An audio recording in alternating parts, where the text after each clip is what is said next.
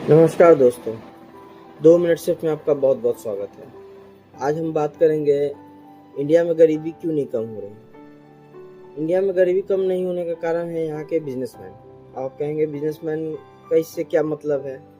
कोई भी स्कीम वगैरह जो भी निकालते हैं तो पॉलिटिशियंस निकालते हैं, लेकिन ऐसा नहीं है। इंडिया के जो टॉप 10 के जो बिजनेसमैन हैं वो फुल्ली बिजनेसमैन हैं।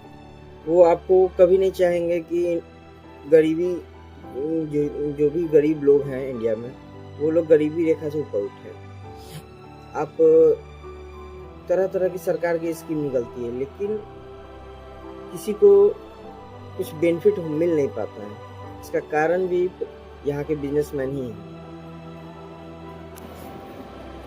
इसे एक छोटा सा एग्जांपल से हम आपको समझाते हैं कैसे ये इनडायरेक्टली जो है बिजनेसमैन यहाँ के जो है, तो इंडिया के टॉप 10 जो बिजनेसमैन है वो डायरेक्टली इन्वॉल्व है। जैसे कि मैंने कुछ दिन पहले बात किया था एक आदमी से। तो पहले कार पे 28% का जीएसटी लगता था, लेकिन जैसा कि आप लोगों को पता होगा कि अब जो है जीएसटी रेट 28% से घटा करके 18% हो गया।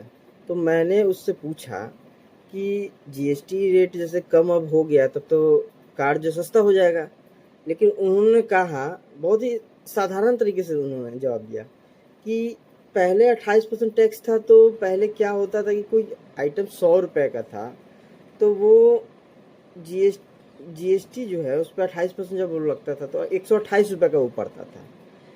वो एमआरपी इसलिए कम रहता था क्योंकि 28% का स्लैब उस पर लगता था टैक्स, इसलिए वो एमआरपी कम उस पर डाला जाता था।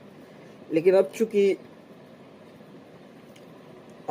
एमआरपी ये 28% का जगह अब 18% का जीएसटी लगना है, तो वो अब क्या कर रहे हैं कि एमआरपी को बढ़ा दिए और रेट जो है 18% लग गया। इस चीज़ पर कोई सोचता नहीं है कि हाँ जीएसटी मान लीजिए कम भी अगर हुआ है तो बेनिफिट ताकि रेट घटना चाहिए ना, लेकिन ऐसा होता नहीं है, घट नहीं रहा। कारण इसका यही है कि पहले एमआरपी कम था।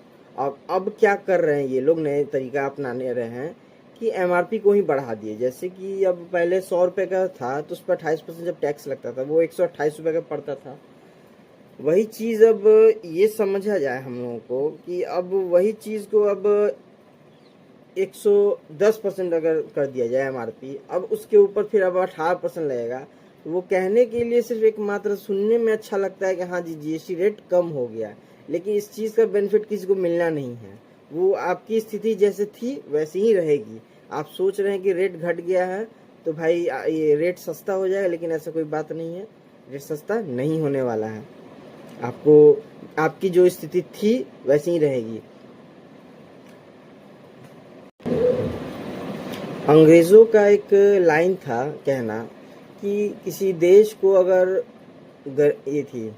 बर्बाद करना है तो कुछ मत करिए, उस देश में सिर्फ एक गरीबी ला दीजिए, वह देश ऑटोमेटिक ही बर्बाद हो जाएगा। जैसा कि आप एक और इस चीज़ को एग्जांपल से समझिए कि उसी घर में जो झगड़ा होता है जिस घर में पैसों की दिक्कत होती है। तो मेरे हिसाब से किसी को कोई फर्क पड़ ये जीएसटी का बेनिफिट जो है किसी को मिलना नहीं है। स्थिति जो आपकी थी वैसी ही रहेगी। तो आज के लिए बस इतना ही। नमस्कार।